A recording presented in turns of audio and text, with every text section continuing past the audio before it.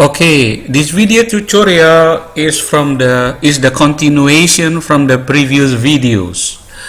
I just add one PC here, which is on port 03 FA03. If you see that on FA03, I want to have this computer set up as a DHCP client. So what I do on the switch on the distribution 3A, I add some additional comment here. As you can see that interface VLAN 68, I put IP address 192.168.68.1, and then I put the IP helper here. IP helper address 192.168.69.2. That means since this is in the data VLAN, so when it boot up, when the PC boot up, it gonna connect to this DHCP server, which is 69.2. The 69.2 is a DHCP server here. Okay, so that is one line that I put in order to put additional PC there. Okay, the configuration on the DHCP server, if you put a server, you go to services. Okay, you go to services tab and then go to DHCP services.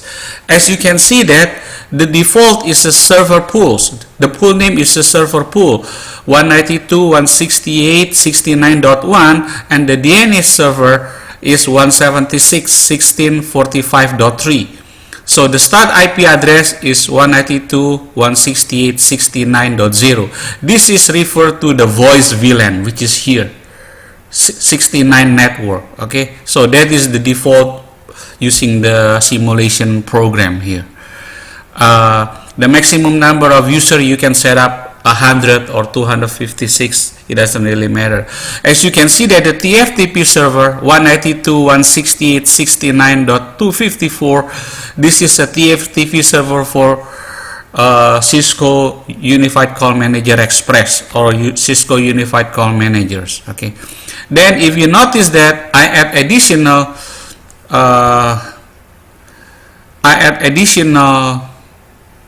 DHCP address, which is on the 68 network.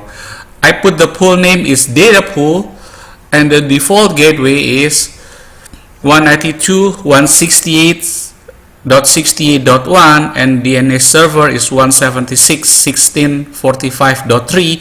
and then notice that the start IP address, I'm gonna start with 68.50. The subnet NAS is class C, and maximum number allows user is 100. So the client will get an IP address range from 50 up to 150.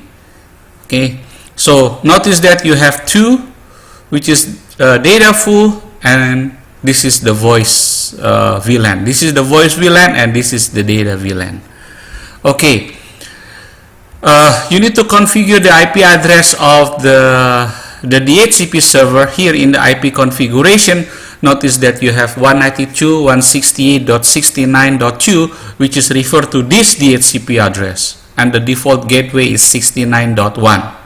all right, the TFTP you put 192.168.68.254. this is a typo. All right, so now you know why in the voice VLAN, do you know why in the switch configuration I put IP helper address, which is referred to this DHCP address. Okay, so now student basically get some basic understanding of how this topology works. If you have a complex problems, you need to study the general pictures of the topologies, and then you broken down into pieces. For example, this is part 1, and this is part 2, and this is part 3. Okay, you broken down into 3 pieces, sub pieces, and then you solve the pieces in details, each of the part in details. Then at the end you integrate them. Okay, so First thing that the student need to do is to understand the general topology.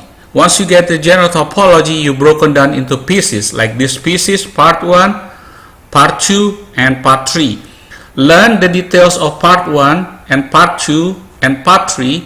Then at the end you integrate all of them. We hope that this video tutorial is informative to you, and please email me if you have any questions. As usual, students always need to download the documentation that I uploaded on the Blackboard before you watch this video tutorial. Thank you.